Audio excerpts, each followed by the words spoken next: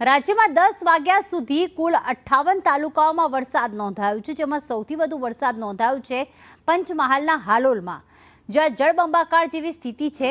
આજે સવારે 10 વાગ્યા સુધી હાલોલમાં 8.35 ઇંચ વરસાદ ખાબક્યો, જ્યારે આણંદના ઉમરેઠમાં પણ 4.49 ઇંચ, બોરસદમાં 2.05 ઇંચ અને ઉમરગામમાં 1.38 ઇંચ વરસાદ ખાબક્યો।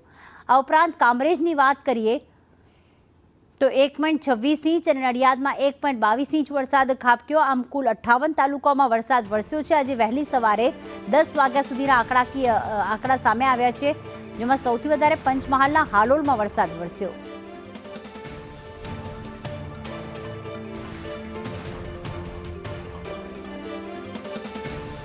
દસ વાગ્યા સુધીના જે આંકડા સામે આવ્યા, 58 તાલુકા એવા છે કે જ્યાં મેઘરાજાએ એ તાલુકામાં મેઘમહેર કરી છે, પણ સૌથી વધારે જે કફોડી હાલત બની છે પંચમહાલના હાલોલની, કારણ કે ત્યાં 2 કલાકની અંદર જ 6 ઇંચ વરસાદ અને આમ કુલ સવારે 10 વાગ્યા સુધી 8.35 ઇંચ વરસાદ થતાં હાલોલ જળબંબાકારની સ્થિતિમાં છે।